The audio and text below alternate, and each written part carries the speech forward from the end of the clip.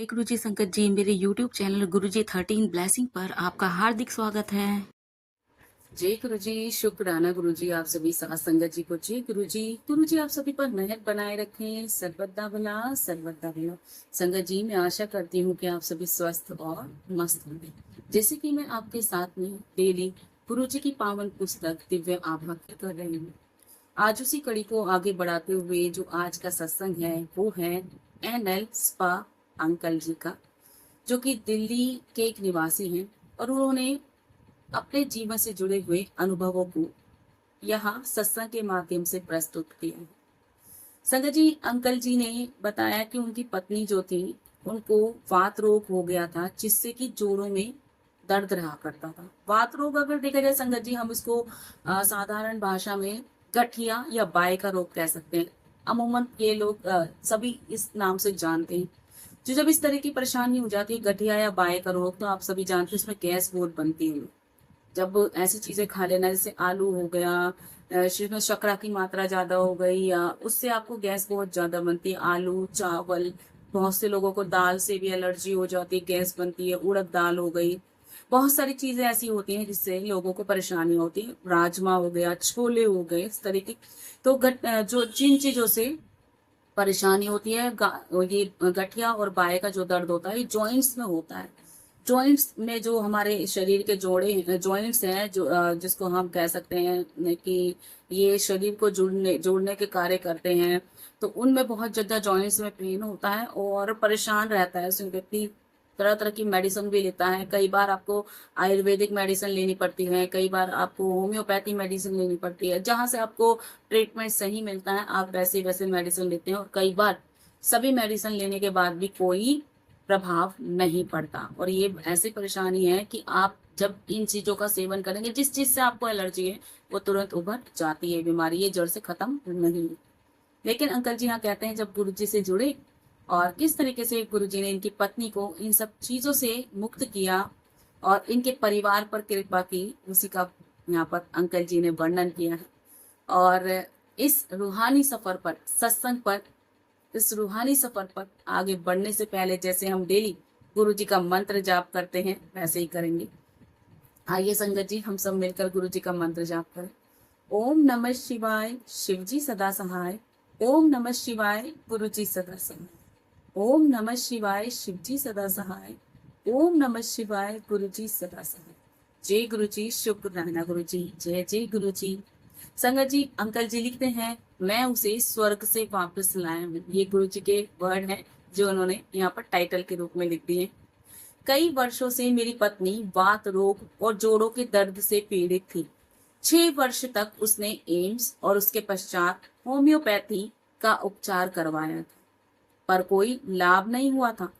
जोड़ों के दर्द के कारण वह चल भी नहीं पाती थी। उठने बैठने से भी सहायता की आवश्यकता होती थी। ये अंकल जी कहते हैं कि इनकी जो पत्नी थी, अंकल जी की वाइफ, आंटी जी को वात रोग, जैसे मैंने आपको गठिया रोग की बताई थी, वैसे ही परेशानी थी। जोड़ों में बहुत दर्द रहता था। 6 साल तक उन्होंने पहले एम्स में अपना ट्रीटमेंट कराया, वहां से उनको कोई लाभ नहीं हुआ। उसके बाद आंटी जी ने होम्योपैथी की मेडिसिन लेनी शुरू की थी, उनका ट्रीटमेंट किया था होम्योपैथी से, तब भी उनको कोई फायदा नहीं हुआ था। जोड़ों के दर्द के कारण वह उठने बैठने में भी उनको सहायता लेनी पड़ती थी। आप सभी जानते हैं अगर किसी के पैरों में दर्द हो जाए, हाथों में जो हमारी ये जॉइंट्स होते हैं इनमें अगर हमारे पेन होने लग जाए तो आप कार्य नहीं कर पाते। एटलीस्ट हमारे हाथों के जो जॉइंट्स हैं अगर इनमें भी हमारी परेशानी हो जाती है तो हम किसी चीज को पकड़ भी नहीं पाते, हमारी ग्रिप भी कमजोर हो जाती है। तो इसी तरीके से पैरों में जब दर्द होता है या हाथ पैरों में कहीं भी परेशानी होती है तो आपको उठने बैठने में भी परेशानी होती है। यहाँ अंकल जी कहते हैं कि वो उठ बैठ भी नहीं पाती थी और उठने बैठने के लिए भी उनको सहारे की आवश्यकता पड़ती थी। जय गुरु जी, शुक्राना गुरु जी। अंकल जी आगे कहते हैं कि किस तरीके से गुरु जी से मिलने पर आंटी जी की बहुत समस्याएं खत्म हुई, वही हम सुनेंगे। मई 1998 में हमारी बेटी ने गुरुजी के बारे में हमें बताया। एक ताम्र लोटे के साथ उनके आशीष के लिए आने को कहा। अगले ही दिन हम पहली बार गुरुजी के दर्शन के लिए निकले और हमने अपना आभार आदर प्रकट किया। गुरुजी ने ताम्र लोटे को अभिमंत्रित किया मेरी पत्नी को रात को उसमें जल भरकर रखने के पश्चात सुबह उसमें से आधा जल पीना था और शेष से स्नान करना था। कुछ समय में ही उसकी स्थिति में सुधार हुआ। समय के साथ उसके जोड़ों की वेदना भी कम हुई। गुरु जी की कृपा से वह अब चल बैठ और उठ पाती है। जय गुरु जी, शुक्राना गुरु जी। अंकल जी कहते हैं 1998 में वो पहली बार गुरु जी के बारे में सुन पाए थे, और वो भी उन्होंने गुरु जी के विषय में सुना था अपनी ही बेटी से। उनकी बेटी ने बताया था कि गुरु जी के विषय में उनको बताया, और उनको ये भी बताया कि एक तांबे का लोटा लेकर जाना है। जैसे कि आप सभी जानते हैं, गुरु जी के उपचार करने के तरीके बहुत अलग, बिल्कुल साधारण, जो हमारी बुद्धि से भी परे हैं। अंकल जी को जैसे उनकी बेटी ने बताया, अंकल जी वैसे ही नेक्स्ट डे एक तांबे का लोटा लेकर गुरु जी के पास पहुंचे। कहते हैं हमने पहली बार जब गुरु जी के दर्शन किए, हमने आदर प्रकट किया। गुरु जी ने वो तांबे का लोटा अभिमंत्रित कर दिया, और जैसे आप सभी जानते हैं, आधा जल उसका पीना होता है और आधे जल से स्नान करना होता है और रात को भरकर रखना होता है। आंटी जी को जैसा निर्देश दिया गया, आंटी जी ने वैसा ही किया, और थोड़े से समय के बाद ही आंटी जी की जो परेशानियां थी वो धीरे धीरे करके खत्म होने लगी। जो उनके वेदना थी, परेशानी थी, वो धीरे धीरे करके खत्म होने लगी। और गुरु जी की कृपा से जो चल फिर भी नहीं पाती थी, सहायता लेनी पड़ती थी, उनको हेल्प लेनी पड़ती थी, उठने बैठने के लिए किसी चीज का सहारा लेना पड़ता था, तभी वो उठ बैठ पाती थी। अब गुरु जी की कृपा से वो आसानी से उठ बैठ भी पा रही थी और चल भी पा रही थी। जय गुरु जी, शुक्राना गुरु जी। अंकल जी आगे बताते हैं कि 2005 में गुरु जी ने फिर से उनकी पत्नी पर कृपा की थी, उसी का वर्णन किया गया है।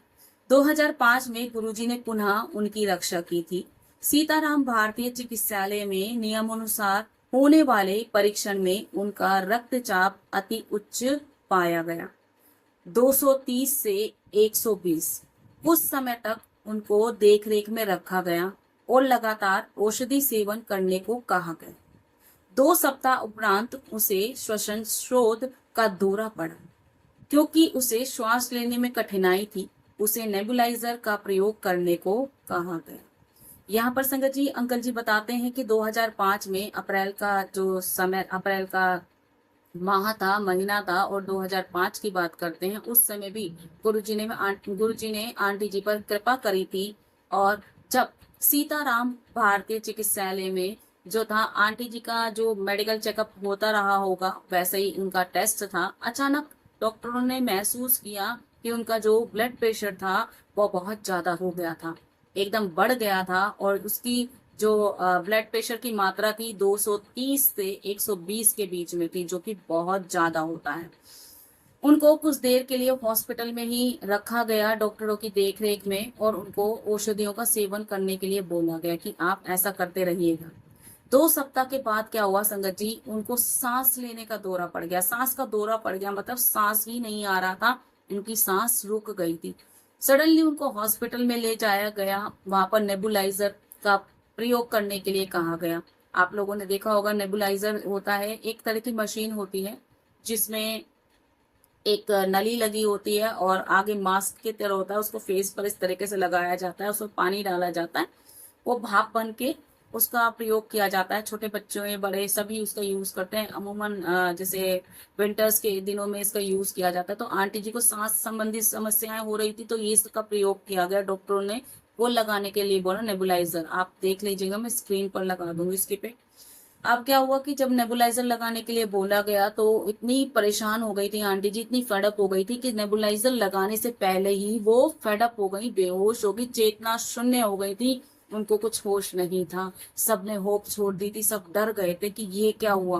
लेकिन थोड़े ही समय के बाद उनको होश आया और वो बहुत व्याकुल लग रही थी। इतनी परेशानी हो रही थी उनकी बॉडी में। जिसको परेशानी होती है वो वही जाता, उनको बहुत ही वेदना हो रही थी। लेकिन कुछ समय के बाद वो ठीक हुई, नॉर्मल हुई, और उनको नींद आ गई, क्योंकि गुरु जी की कृपा उन पर बनी हुई थी। अंकल जी उसी का वर्णन करते हैं। एक दोपहर को उसकी अवस्था अचानक इतनी कष्टप्रद हो गई कि उसे सांस लेने में भी कठिनाई हो रही थी। जब तक नेबुलाइजर लगाते वह चेतना शून्य हो गई।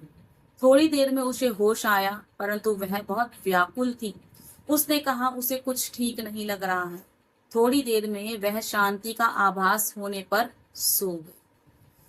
देर रात्रि में बेटी का फोन आया कि गुरुजी ने कहा है कि माँ की अवस्था शोचनीय है और सुबह उन्हें अश्लोक चिकित्सालय में प्रविष्ट कराया। अतः वैसा ही किया गया।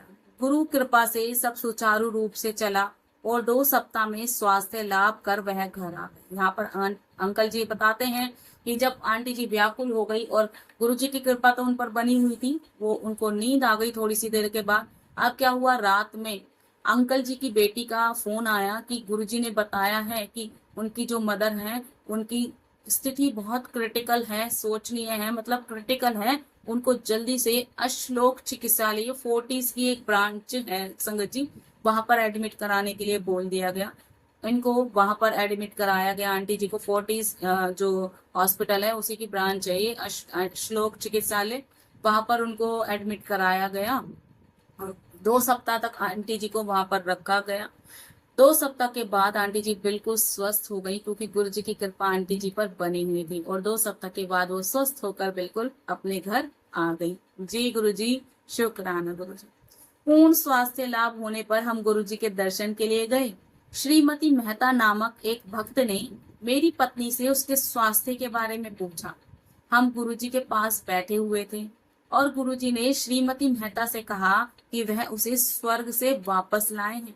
हमें तुरंत आभास हुआ कि वह ईश्वर के अवतार हैं। गुरुजी ने पूरे परिवार को अपना आशीर्वाद दिया है। हमारे पुत्र और पुत्री दोनों उनके अनुयायी हैं और जीवन में बहुत अच्छा कर रहे हैं। हमारा पूरा परिवार गुरुजी की दया के लिए उनका अत्यंत आभारी है। जय गुरुजी, शुक्राना गुरुजी। अंकल जी कहते हैं जब पत्नी पूरी तरीके से स्वस्थ हो गई, आंटी जी बिल्कुल स्वस्थ हो गई, तब ये सब गुरुजी के दर्शन के लिए गए। वहां पर श्रीमती मेहता एक अन्य संगत थी जो गुरुजी के पास बैठी हुई थी। आंटी जी ने, श्रीमती मेहता आंटी जी ने, जो आंटी जी थी, उनसे उनके स्वास्थ्य के बारे में पूछा। जब वो स्वास्थ्य के बारे में पूछ रही थी तो गुरुजी ने श्रीमती मेहता आंटी जी को ये बताया कि ये जो आंटी है मैं इनको स्वर्ग से लेकर आया हूँ। मतलब गुरुजी ने किस तरीके से उनको मृत्यु के मुंह से निकाल लिया था संगत जी। और गुरुजी ने उन पर कैसे कृपा की वो इस सत्संग में बताया कि गुरुजी तब कहते हैं अंकल जी, हमें तब आभास हुआ कि गुरुजी ईश्वर के ही अवतार हैं और मृत्यु से खींच कर लाना कोई आम आदमी नहीं ला सकता। बहुत से गुरु हुए हैं, धरती पर आए हैं, लेकिन हर कोई इतना सामर्थ्यवान नहीं है जो किसी को जीवन दान दे सके। ये तो अवश्य ही अवतारी पुरुष का ही काम है। शिव जी जो कि साक्षात गुरु के रूप में आए हैं, वही ऐसा कार्य कर सकते हैं। यहाँ पर अंकल जी कहते हैं कि मेरे पूरे परिवार पर गुरु जी का आशीर्वाद बना हुआ है। मेरे पुत्र और पुत्री दोनों ही गुरु जी के अनुयायी हैं, डिवोटी हैं, और गुरु जी की कृपा से ही वो अपने जीवन में अच्छा कर रहे हैं। हमारे पूरे परिवार पर गुरु जी की दया हमेशा बनी रहेगी। हम उनके अत्यंत आभारी हैं। हम उनकी कृपा का पात्र हैं और हमेशा उनकी कृपा के लिए आभारी रहेंगे। संगत जी, बहुत ही प्यारा सत्संग था। और संगत जी, आज मैं अपनी वाणी को यहीं विराम दूंगी। जय गुरु जी।